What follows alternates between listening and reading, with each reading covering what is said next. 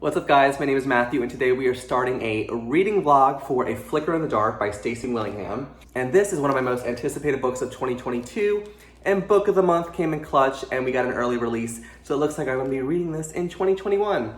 If you don't know about this book is about a girl named Chloe Davis. She was 12 years old. Teenage girls in her little small Louisiana town started going missing, and it later turned out that her father was accused of killing 6 little girls when she was 12, when she was a child in this little town. And now we're 20 years in the future at the anniversary of her dad being convicted of being a serial killer. And she's living in Baton Rouge as a psychologist, getting ready for her wedding, trying to move on with her life. And it looks like what happened in the past is starting to repeat itself. So we're going through following Chloe and trying to figure out, was her dad really the one behind the serial killers all those years earlier? Who was behind it again? What's happening?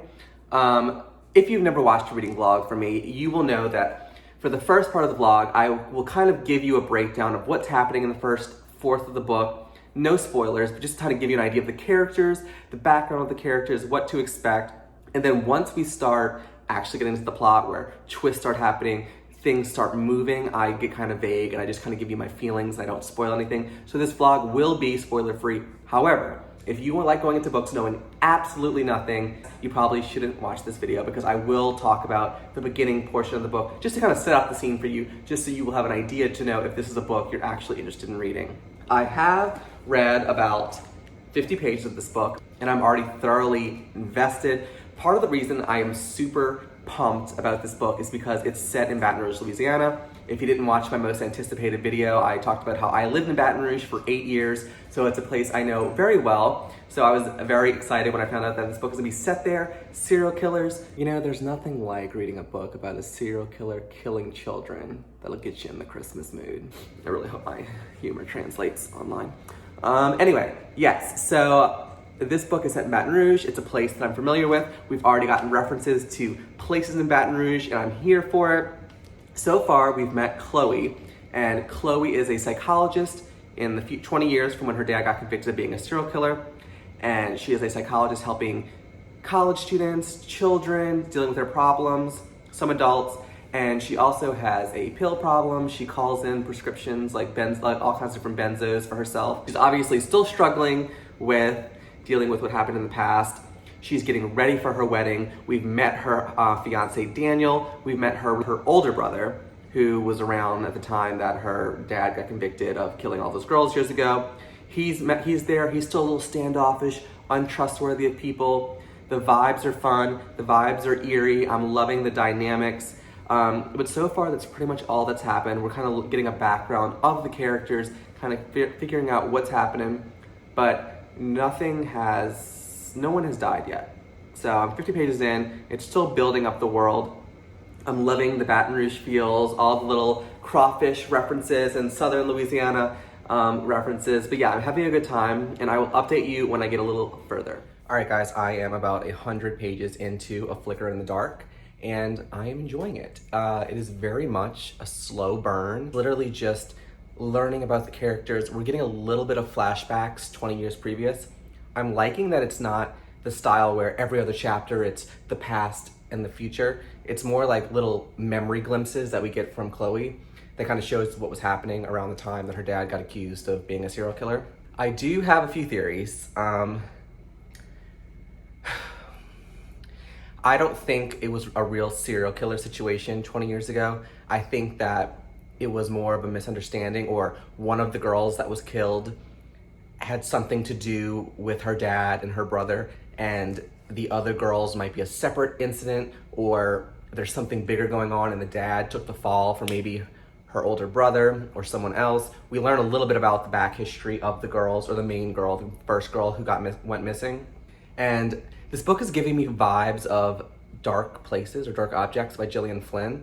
Like, that's the vibe of this book. It's like very dark, that weird, what happened 20 years ago, no one really knows. It's very, very Gillian Flynn. Has I used her name? Gillian Flynn? Girl who wrote Gone Girl. But it's giving me Dark Places, Dark Objects. I forgot what it's called. One of those. And I'm enjoying it. We did just get to our first present day murder. I'm sus of her husband, or fiance, Daniel. And let me tell you why.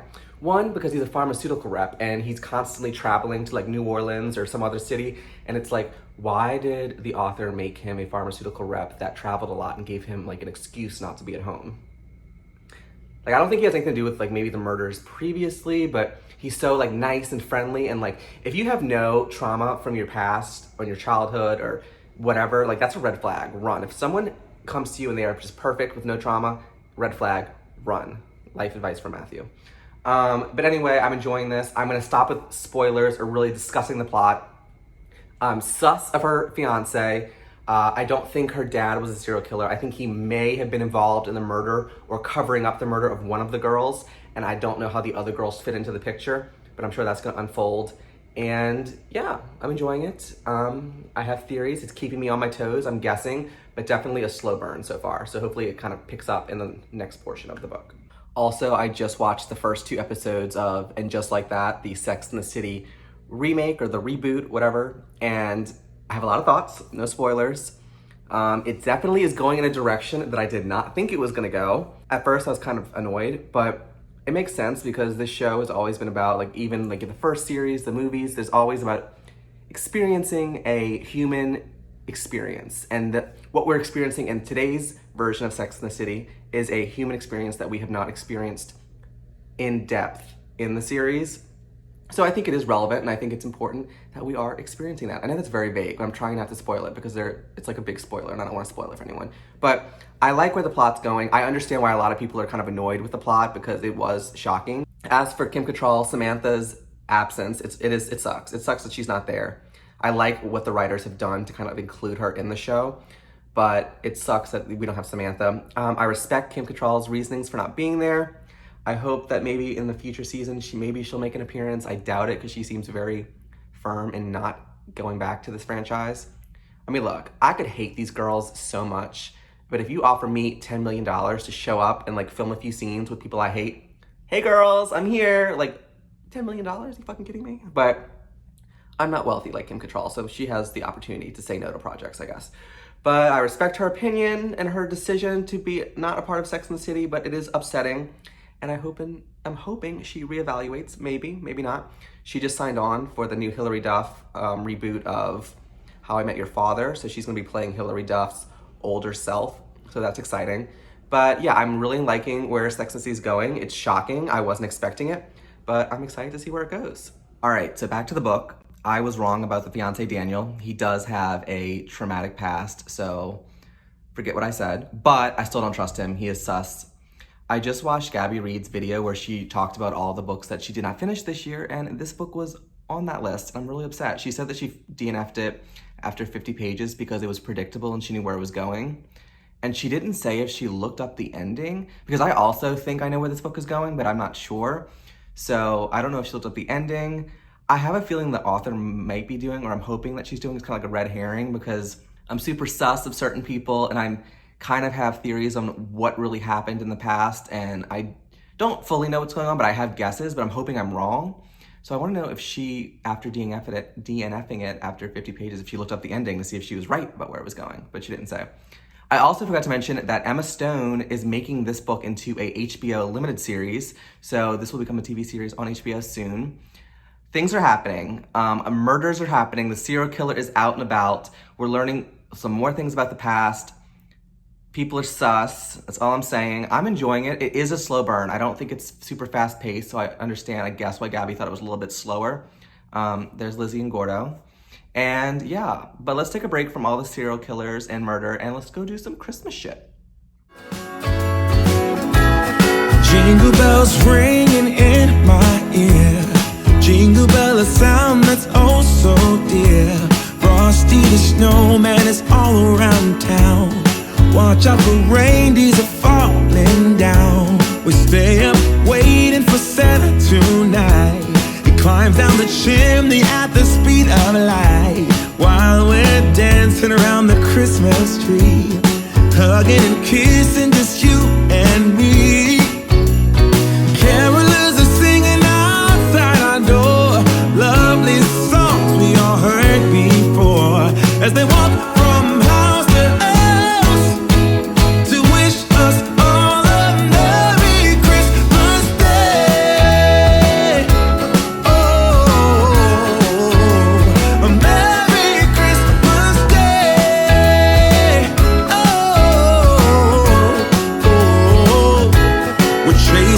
snowflakes as they're falling down, and follow Rudolph all across the town.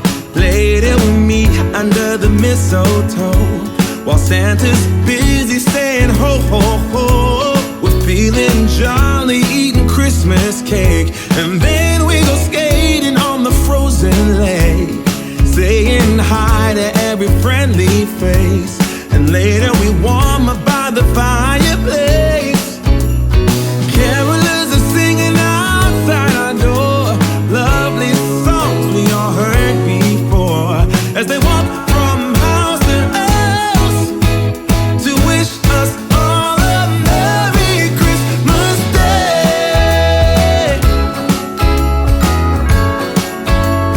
Merry Christmas Day. You guys, I just watched the Hating Game movie and they did it. Like, I was expecting to watch this movie and be like, oh, cringe, but like, I love the book so much, so I'm gonna like go along with it and smile. It was phenomenal. Like, they nailed it. The actor, the actress, Lucy Hale, the hot guy who played Josh Hamilton, I don't know his name, but he's hot. I judged the movie because I was like, oh, they just picked two hot people. Wow. The chemistry was fantastic. I kept catching myself smile. It is very hard to take a very popular book and turn it into a movie, and they did it. And I'm so sad because, like, you know, there's gonna be no theaters. I mean, it's in theaters, but it's also on demand, so I don't think it's gonna get the attention it deserves. But The Hating Game was good. The movie was just as good as the book. Like, phenomenal. All right, guys, last night I finished A Flicker in the Dark, and it was good. Is it a 5-star? No. I think I'm gonna end up giving it like a 4-star. There was like a good 100 pages in there where it was sluggish. It was hard to get through, but from the last like 150 pages, I read it without getting up and like, you know, sat down and read 150 pages. And that wasn't my plan. I just got really invested and it got really good really quick, but it did have its slow parts. A lot of people are saying that the ending was predictable, and I'm gonna be honest, I didn't think it was that predictable. There were some aspects of the ending that were predictable, but for the most part, I was pleasantly surprised with this. It was not what I was expecting.